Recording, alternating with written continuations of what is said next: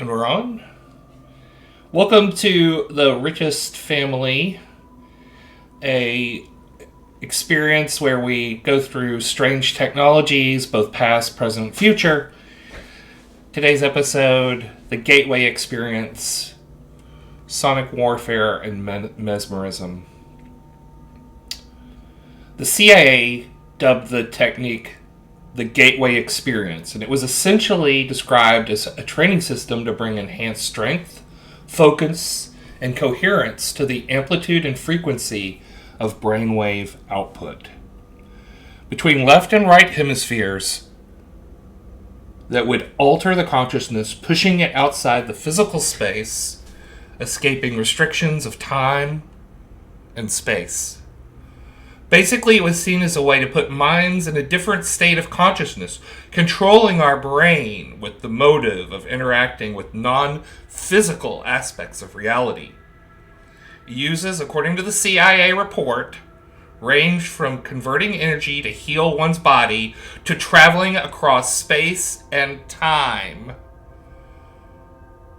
to learn and access new information. Welcome to the Richest family. I'm Clay Tantor. We've got Clay Tantor, we've got Magnetic Stripper, and Greg Coles. We've been lifelong friends for 20 years talking about this same kind of weird shit, and we're going to do it today. Jim, you've got a disclaimer about the kind of bullshit we talk about. Oh my God. So this is a mandatory disclaimer that basically states that we can neither confirm nor deny anything that we are about to say. And I sincerely mean that. No matter how much proof, manufactured or otherwise. Yes, because no matter what kind of edgelord you happen to be, there is just no way to dig up enough spackle to hold this wall together, you know? So anyways, this perhaps is our most out there show yet. In the sense that the Gateway Experiment, a incredible tome of knowledge gathered by the CIA using taxpayers' money, has perhaps led us into a renaissance of crack pottery. Well, but there was a motivation, right? I mean, the CIA believed that they could Russians. It was a spy program, essentially, right? They believed that they could use what some would be called psychological techniques to gain new information. This isn't information that and they called it what? It was attached to remote viewing. Remote viewing. Yeah. That's right. Yeah. Well, the thing is, they thought there's a book called what was it? Something behind the iron, psychic technology behind the Iron Curtain, or something like that. I would have to look it up, and I'll try to Google it. Right. Anyways, so this idea that the Russians have something, or that the Chinese had something that we didn't have, kind of greenlit a program that really looks like New Age. MK Ultra. It seriously looks like another couple steps after MK Ultra, and the diagrams look like everything that you've, like if you've seen Beyond the Black Rainbow, or any of the stuff that has like a kind of utopian futurist mad scientist from the 60s or 70s. Basically, that's what the Gateway Experience project was all about, including like using binaural beats in order to attempt to synchronize the left and the right brain hemispheres in order to turn the brain into a laser-like focused information gathering apparatus. It was really cybernetics, like parapsychological cybernetics. So what they were going for. I just threw up a book about this, written by Sheila Ostrander. Well-documented, in-depth book, sheds new light on the existence and meaning of paranormal and parapsychological. I think this is really parapsychological events in the radical revision of their 1970s investigation of Russian research. And it connects that they offer evidence indicating the Russians have been successful in harnessing psychic energy. And there are references to the thoughts of David Koresh and the 1993 Waco, Texas standoff. Well, of course it has to be true, Clay, because how else are they going to sell the book? They can't say this is complete speculation and falsehoods. It's interesting you bring up Waco, because we're talking about different applications of sonic technology used in an offensive manner. Exactly. And today, sonic warfare, right? Right. And today, Trump is getting ready to have his rally in Waco, Texas. Exactly. And one of the pictures I loaded was this thing called long range acoustic something or other, LRAD. Yeah, let's see if we can. The common name for it. Yeah, and these are specifically when we talk about the horns of Jericho or precisely, and the squawk box and the brown note and these things that were semi-mythical in the past, and this is something that he actually has even positive uses beyond just like crowd dispersal. It can be used to give localized information to people like trapped on a mountainside, for instance, who have no radio. Or to relieve constipation. Well, it is that's actually true, because some of them are very low frequency weapons, and what they do is they jiggle your guts. They do. Well, they kill you. That stuff will kill you. That is infrasonic. So you have two spectrums. Infrasonic is your super low frequency oscillations. 20 to 12. Ultrasonic is your super high frequency. And I was reading on the same, going into a little pop culture reference, a story, I believe it's related to Monica Zaza and British group Throbbing Gristle from the 70s. They had neighbors that were squatting and decided to use some Chris Carter designed speaker system and oscillator system to both send ultrasonic and infrasonic waves into their neighbors' space, and basically got them to move out. They just built a Geneva Convention giant base cabinets. Yeah, basically. Well, I think that it had maybe even this is mythical stuff, so who knows exactly, but base waves are fairly non-directional, ultrasonics are fairly directional, so maybe some kind of dampening so that it didn't affect them, but they were able to direct the base waves for the infrasonic, and then the ultrasonic probably some very high frequency speakers, and they said that it managed to work within a couple of weeks.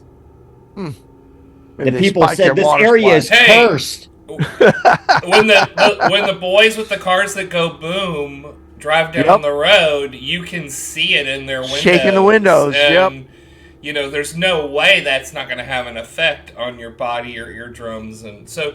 But so there's also a debate a little bit about whether what they called the Havana syndrome was related to this, right? I mean, whether it was something like a microwave weapon or whether it was actually infrasonics. Let me bring up a point now where we talk about like a source of a low frequency wave. There's something where you've just got a massive base cabinet or a jet engine, which it's a large thing that's capable of pushing big amounts of air. But you also can have two higher frequency sources and it's their interference between each other that Right, is creating the low frequency. So you don't have one single driver. right. It's just the wobble between the two lower frequency sources. And this is what I heard of like as the earlier crowd control things. Two vans pulling up at a certain angle to people, and there was a sweet spot. And if you got out of that sweet spot, you weren't affected. But if it's like a street, or a town square, and you want to hold that sweet spot, then you're fucked. Gotcha. So is that what I mean? When we talk about the Havana syndrome, what's your perspective? Is that Well, that's what I'm might saying. have been the approach that instead of trying to, they might have multiple sources around that interfered with each other.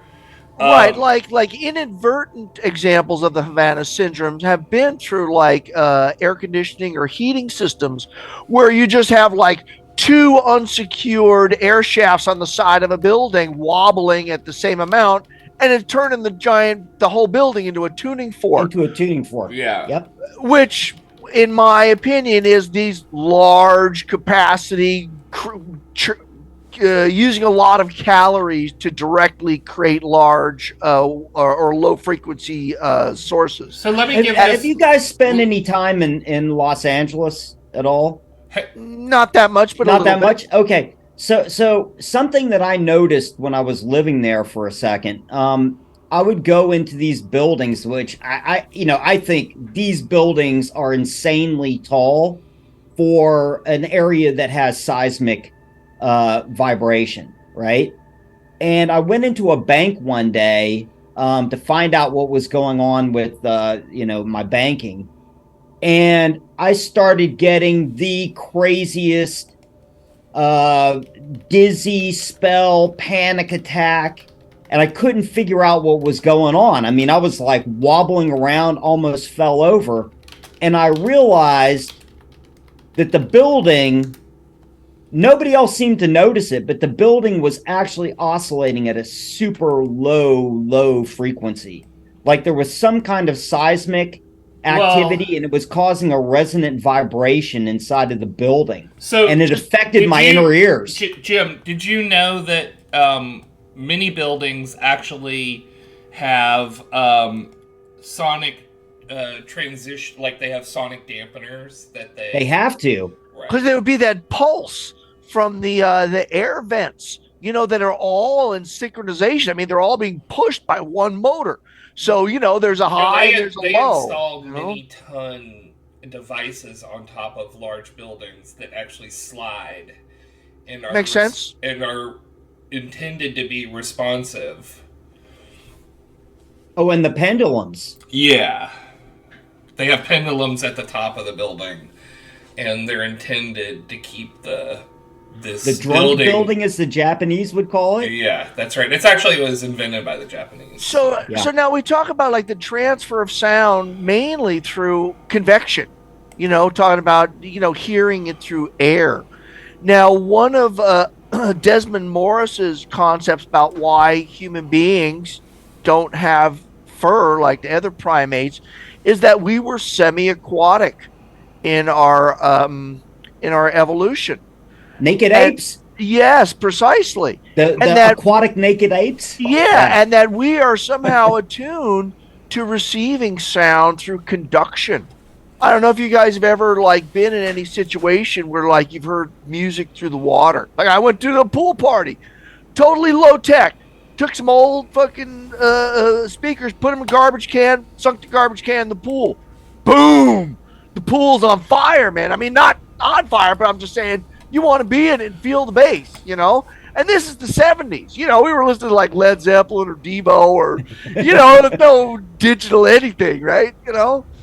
Well, And the thing that's interesting about this idea of going into a building and feeling the vibrations, or that they actually install devices to make the building de-resonate, right? That's the intention of that, is to right. de-resonate it, right? It's my understanding that in the early days of Tesla, he was building some steam engines, and many of them used weights, and he was commonly using the concept of flywheels to maintain energy momentum in his systems. And one of those systems was basically a piston-based generator that he showed at the Columbian Exposition. And when he used it, it actually did the exact opposite of what the Japanese were trying to do, which is it created resonant vibrations in the building and actually did do serious damage. The Tesla earthquake machine. Well, I think we got a picture of it. Oh yeah, totally. Yeah. So, this is what Mark Pauline had. He made his own version of this. And I think this might have been before the feed we were discussing him, but yeah, he had one of these, and I guess there's some speculation as to whether it actually got to the point of wrecking this place that he demonstrated in, or it was merely the potential for it if he left it on. Right. Okay. So, have you guys ever heard this myth that you can build an earthquake, quote unquote, Tesla earthquake oscillator with an imbalanced washing machine and sure, and weights inside of the basket? Oh, there's some great YouTube videos of someone chucking a cinder block into an old washing machine. The thing just flips out and wrecks itself. Even a washing machine that doesn't have like all the springs attached properly to the central cable. Like, I had to repair my washing machine once for that very reason. I just threw one out for that reason. No, they're jumping around, and a lot of times it's just it's enclosed by springs. So when it's spinning, it can move freely. But if it's like solid, all that movement's being transferred to the floor in your house and fucking it up. Oh, look at that! In short, I'm not seeing it. Let me look on the Trello. Arrangement is not strictly a forced vibration. I'm not seeing it. The best analogy to further understand Nikola Tesla. Oh, okay, there we go. There's the Tesla machine. Perfect. Yeah, that animation looks great. Yeah, the animation looks really nice. Will oscillate forever at its natural frequency. Yeah, that's sweet. Increase the angle of initial displacement. So now, like, we talk about like the walls of Jericho. I think he's going to be the classic example of like the first use of an infrasound weapon. And what is the story behind the walls of Jericho? Just to kind of give a context, we should probably do that more, which is kind of give a little bit of the backstory on some of these. Like, we didn't do that people for who didn't grow up in the Bible Belt. Yeah, even me, I've just got a basic understanding of the story. It's just the Israeli army is trying to attack a walled city. This classic story of siege warfare, and they didn't have catapults or ramming devices, but they had musicians. Well, that's even better than a ram or a catapult. And they blew these big horns, and the walls fell down. Now, was this an example of, once again from our previous show, the Ark of the Covenant was some sort of radiation breaking down whatever the clay connections between the bricks, or is this some sort of ultrasound thing that's getting the walls to resonate and fall apart? Sure. No. Well, the thing that's interesting to me is that this idea we're still kind of on the sonic warfare side, which is there's been all kinds of attempts through all of history to use the powers of physics that we have as weapons. And I thought you were talking, Greg, about a Japanese effort in the late 30s, Yamamoto, and trying to make... Yeah, this is getting later. This was their response to the German and American atomic research. They wanted, because Germany wasn't giving over their secrets, but they had their own advances in maser technology, and that's what they were trying to develop. A beam that shot microwave. This was a super weapon. Yes. And they certainly got one to work, but you had to stand like less than 20 feet from it and be, and just stand still and let the thing cook you. In the late 1930s, as Japan was preparing for the war, General Yamamoto was looking for a weapon that could give him an advantage over the United States. For this purpose, he sought out one of the most prominent Japanese physicists, Yojo Ito, which is who I showed a picture of, from the Naval Technological Institute. The magnetron would emit high-power beam of very short radio waves that could cause either psychological or physiological problems to enemy soldiers, even death. So now we're in a lower spectrum. We're not kind of like in the audible sound spectrum. We're now starting to move into radio waves. Well, that's like you see a magnetron in your house. Everybody's got one in their house. It's in a microwave. Right.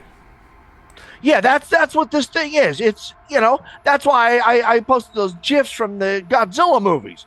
It's just a big mounted microwave, and, and they're just pointing at you. And, I think it was mainly conceived of for naval battles where they're going to fire it at like a metal ship, which is a great conductor. But, even at sea, ships move.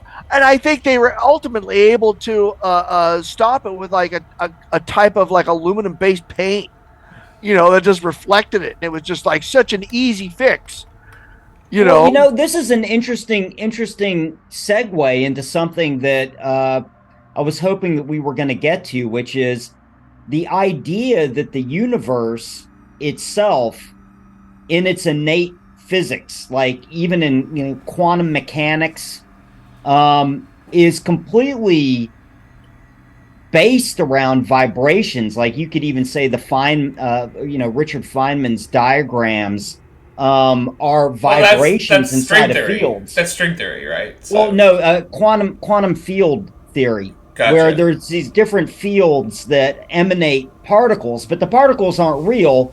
They're just the result of vibrations or excitations in that field. So something that came out of this, because people always go, oh, whatever came out of quantum physics or quantum mechanics that's useful. Well, the laser. So lasers are a very strange phenomenon. In the old Ruby laser days, the idea is that you would pump light into like a ruby that had mirroring on it. And what happened that was interesting is that laser light isn't just intense light. Every single wavelength is coherent, which means they stack in like Pringles chips. Like the waves are actually in phase, because whenever they're emanated by an excited particle, they shoot out the same frequency. So that's how they're used for measurement? Frequencies are built into the universe, is the bottom line of this example. Mm-hmm. And so you could say that with sound, we're talking about a more macro dynamic of a micro phenomena. It's like an emergent kind of thing. It's an emergent phenomena, exactly. Mm-hmm. Which is, and there's some crazy stuff. Like we've been talking primarily about man-made things, but there's a tree frog that goes into trees that have holes in them, and it wants one that has water. It's looking for a hole in the side of the tree that has water. And then it goes in and starts creating a variety of test tones. It's like sonically interrogating. That's sweet. That's sweet. Interrogating the environment, but it's using it as an amplifier because that's how it emanates its mating calls. Oh, that's wonderful. But it has to have water in order to create essentially speaker dynamics inside of this. Oh, it uses the tree as a subwoofer, kind of. That's cool. Yeah, it creates resonant vibrations inside of its micro environment in order to send out a macro environmental signal. Well, I'd like to transition the conversation a little bit because we've got a whole nother half, and this kind of is a good segue, in that tones affect us. They affect our brains. They affect how we feel. Like, not just hearing a great song you like that affects you emotionally because the lyrics are written, but It's stimulating your vagus nerve. there's actually physiological like things that go beyond your mental structures of being able to that are actually like on an EEG level or on a like there's all these things like your delta waves, your gamma waves, your alpha waves of your brain, and so there was a lot of investigation done with both light frequencies and sound frequencies, everything from Brian Geisen and William S. Burroughs making a dream machine that ran off of,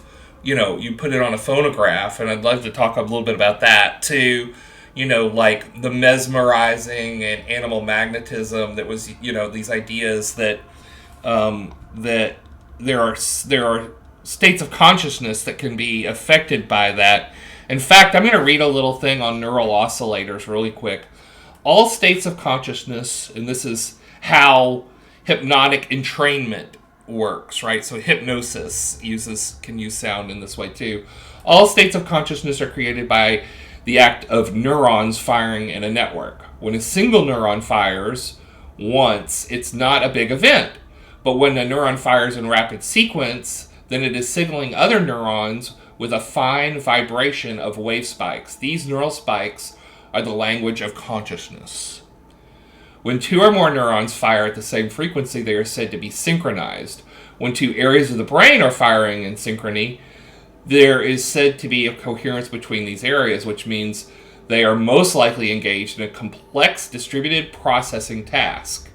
When neurons are coupled together in a recurrent network, the rapid pulses sent back and forth between them are referred to as oscillations, and these oscillations take the predictable mathematical properties of waves, a wave being any standing oscillation passing through a medium.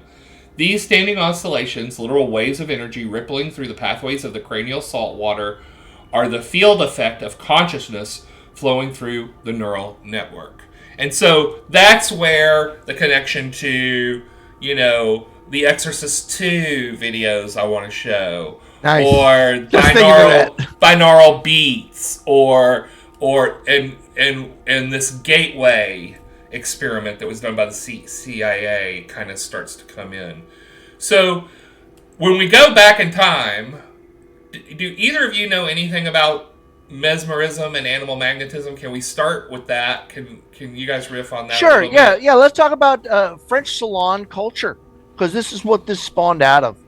Is this sort of getting together of educated people trying to entertain each other, and sort of like a social atmosphere, as opposed to like some kind of heavily ritualized environment, like most of court life.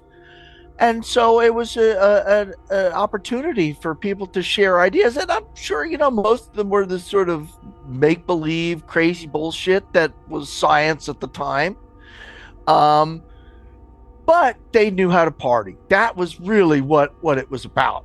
It wasn't just what we now think of as like a cold discussion of science. It had to fly. They had to get the curls to party and take their bustles off. That's also how it got intersected into the seance culture and the spiritualist culture. Yes, this is the social event.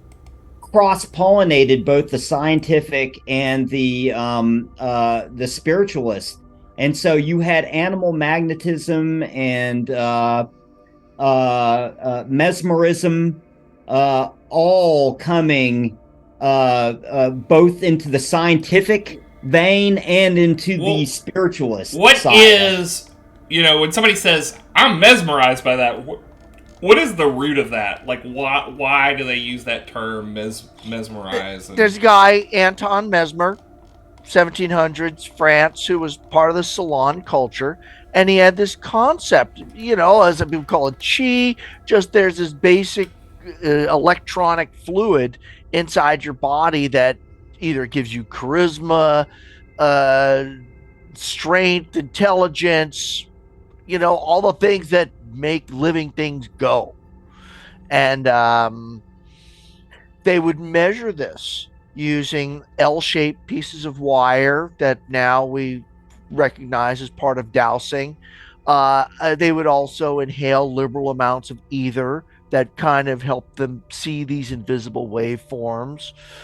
Um, Another common practice in these salon parties was the use of moire fabric and projecting light through it, and then projecting them onto people's bodies to see the slight postural inconsistencies. So I don't know. I mean, the crazy light shows. This sounds like a great party. I would have loved to have gone to one of these things. They were really trying to put it all together because if you think Yeah, about it, this was also a byproduct of what we now call the age of reason. And precisely.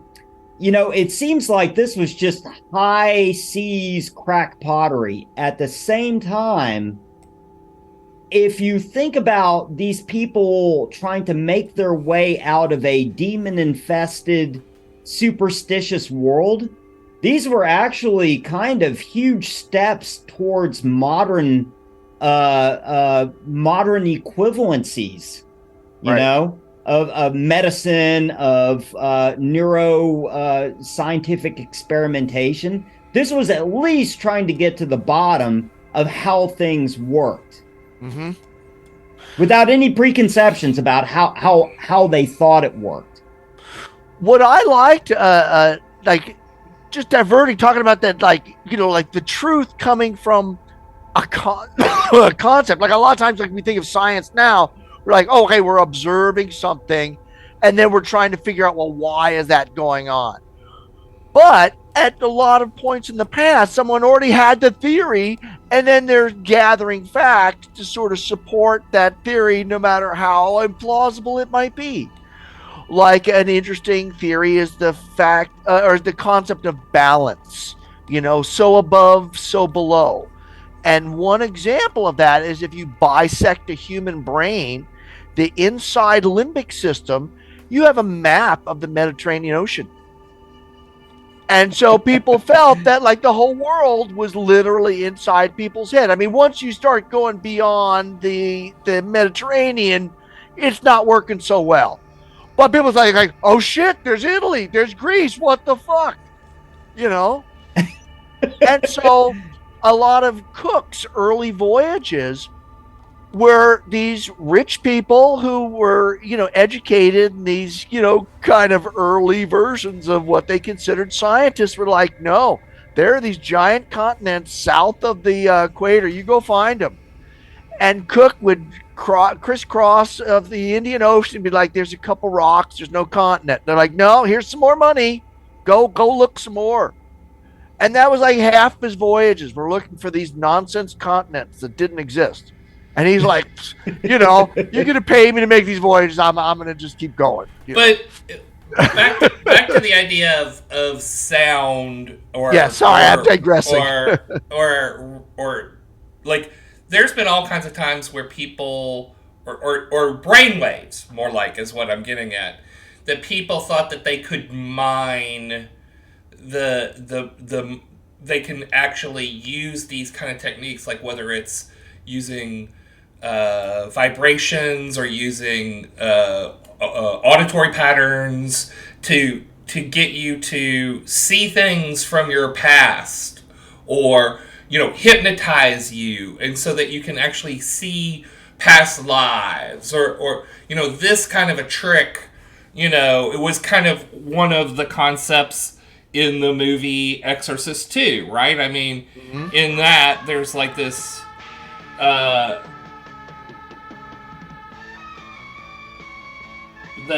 doesn't the priest use that technique? The priest and Reagan. So what's going on there is, it's a fictional movie. No, it's not true. Yeah, it's The Exorcist, Oh, and that's not like a documentary? Oh, you mean based on facts? Yeah. Teenage Reagan is having these visions, and she's going to some counseling center, and they've got this machine. It's like a strobe light with some headphones, and two people put it on, and then they're off kilter in rhythm, and then slowly are able to bring it in rhythm and share some sort of mental experience. Oh, you mean kind of like clocks when you set them on the table, like what do you call them? Metronomes when you Synchronized, put them on the yes, table and they all precisely. synchronize? That's the basis behind all of these like harmonious singing things in of echoey spaces, is getting the normal rhythms in your body to identify with these outer rhythms, so your identity is with this bigger thing instead of yourself. Okay, so And now let's like this stuff has been used in our present day also, and that's where we get to the Gateway and we get to Brian Geisen and we get to William S. Burroughs. So, what exactly was the Dream Machine, and why did what Jim? Will you talk a little bit about the Dream Machine a little bit? Just because, like, you actually introduced it to me, and like, so I'd love to hear just a little bit on that. I mean, I almost feel like I need to do this in the voice of William Burroughs. Please. Well, I don't know. Well. So we've come to the subject of the Dream Machine, created by Brian Geisen. I believe this might have come out of one of his adventures into exploring Sufism and ecstatic dancing.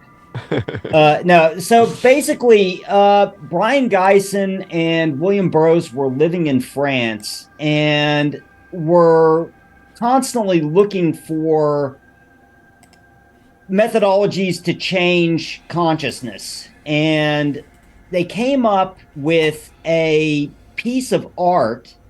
I believe it's more Brian Geisen that designed it. That was slots cut into a cylindrical object, and that was set on a turntable or a motorized table with a light bulb sitting in it, and you would sit next to it with your eyes closed, and the flashing that you would see on the back of your eyelids would, I guess, synchronize alpha waves.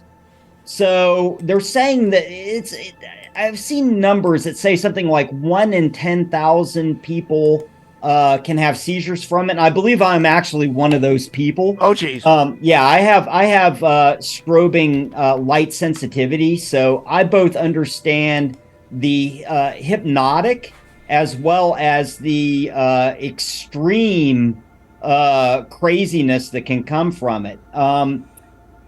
A lot of people have claimed that it helped them get off of drugs, like narcotics. A lot of people have claimed that it's the best meditation that they've ever had. Some people say that it's similar to what Nostradamus used to write the quatrains, where he would sit in front of a window and close his eyes, look at the sun, close his eyes, and wave his hand with his fingers spread, and in front of the window in order to get strobing. So this is analogous to what we were talking about earlier with binaural beats. What is we're binaural beats? Synchronization. We were talking a little bit about binaural beats, and I mentioned that I heard a stream of it, but you're like, oh, did you watch it, listen to it on headphones? And I was like, no. And you're like, well, it won't work. Well, what is the idea behind binaural beats? I mean, it's a brain synchronization thing, right? At a certain frequency that's a lot like the Dream Machine, is my understanding. You have to have isolation. The reason why it won't work with speakers is because the speakers are kind of, even when they're really separated, they're bleeding still too together. directional. There's too much bleed. And so they have to be isolated, one ear to one hemisphere. Yeah. So it's back to this idea, the same mesmerism, the same kind of hypnosis where sound it's looking for it. The brain wants it. Right. Okay. Yeah. Well, another thing that I've been experimenting with lately is kind of a layman's version of TM. Transcendental which meditation. yeah, which we have chants. In this case, the chant that you do is just an internal voice. But what I've noticed is that having that kind of synchronization effect and synchronization with breathing, it's basically self hypnosis, is what it is. I'm so into that. When I ride my bike, I got this giant 20-watt speaker I put on my bike and play like Giorgio Moroder, Kraftwerk, some like crazy fucking digital shit. And that's what I try to do. I try, generally disco is about 120, 125 beats per minute. I try to match my pedal and heart rate for as long as I can. I mean, you get exhausted after a while. But if you could just be in that moment, where you're just pedaling, the beats are going, and the scenery is passing by, you're not moving, everything else is moving. You just have to watch out for traffic. Yeah. You got to be on a trail or something with some padded surroundings. But that's what all these religious experiences are all about, is trying to put themselves in environments where those natural environments are mimicking their internal rhythms. Whether it's drumming, dancing. Obviously, you go to some crazy rave, man. There's 1,000 people all feeling those bass beats at the same time, and they're all dancing, breathing, and heart beating in synchronized patterns. And that's what all these early religions were trying to do. But, they had an organ and synchronized singing. Yeah. Well, so, it's interesting. It's interesting, Greg, that description is exactly what what I'm going to say is the Fraser Clark description of San Francisco's house music scene in the early 90s, late 80s, early 90s. Like they were attempting to recapture African, Papua New Guinea, like all these kind of tribal syncretic experiences is, I guess, what you could call them. Yeah. So it's just where people. Yes, go on. I want to draw it back to the gateway because we're almost out of time. Sure. And I'm going to put something on the screen. This is an actual drawing as part of. There were all kinds of materials that came out of the Gateway Project, and this is actually something they called the absolute infinity. And it goes over the wavelength and energy oscillation between them and segments what different portions of the wavelength do. And these guys thought that by harnessing these techniques, they could actually build super spies. I mean, that was the point of their investigation. So in the top part, in the wavelength of the segmentation of the absolute infinity, there's this clicked out portion of oscillating energy transversing intermediate dimensions. And so this is like, they believe this stuff crossed through dimensions and had the ability to pass through time and space. Look at that Planck's distance. Yeah. So what was it, that there's like some different experience at the peaks and the troughs versus the rest of it? Well, they believe that these systems could actually break through dimensional confines by using these resonant techniques. And that was the source of the automatic viewing in their estimation. So I think there's this really interesting. It goes pretty damn far, is all I'm saying. It gets pretty fucking hardcore, and within our lifetimes. I mean, not. I think the automatic viewing program probably ended around the 70s, but that's still in our lifetimes, right? No, this is 1983. Yeah, it had digressed to doing seances and astrology, and they really kind of lost their base of scientific understanding. But they were getting funded. But you see people who come out of that program who seem like pretty straight-laced, pretty put-together people who were in that program from the CIA. They're all old dudes now, But Yes. they put them on these podcasts next to Laszlo and all of the UFO types, and and they are relatively believable. At Right. least they believed it. They was said all it real. worked. They said The it worked. the bottom line is they said it worked. They said they can't talk about all the stuff that they actually found. They came out of Stanford, a lot of Stanford research in the 60s and 50s, and so I don't fucking know if it's real or not, but they sure did pour a lot of time, energy, and effort Yes. into it. The drawings are cool. They're already on T-shirts, right? That's the main thing. People immediately commented and said, "Oh my God, we need to make a T-shirt out of this like split hemisphere, human head diagram. Yeah. Past, whatever it is, past, future, left, right," and you're just kind of looking at this and going like, "That's a straight up like Clock DVA album cover right there." Oh yeah, there's some good stuff that came out of Jim, it. there was an interesting point you brought up when we first started about just the truth and illusion of truth. I was watching Orville the other night. It's a Star Trek spoof by the guy who does Family Guy.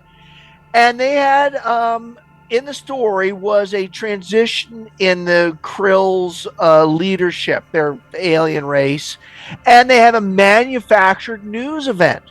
And I hit pause and I go to my daughters, going like, these are the series of photos that were put out of Trump being arrested that were generated by like Chat GPT or Midjourney or something. I saw those. Those were great. Oh, yeah. Hey, and I'm going like, here it is, the story happening in real life right now. Let's and do it was that. Such a perfect teaching moment, Let's do an episode that's completely about manufactured events. That's great. Okay. That sounds wonderful. That's completely about manufacturing. Well, that's definitely like how alternate realities using AI for sure. What is it? So we can talk about that, but we should also talk Zion. We should also talk about false flags. What a great show on the Richest family. I love you guys. I'm so glad. That was tons of fun. So glad you've been part of my life, my whole life. And, digging it with a shovel. Yeah, and just really love both of you guys. So, that's it for the Richest family. Thanks so much for coming, and we'll see you next week. All right. Thanks again. We'll see you next guys. time. Bye. Woohoo!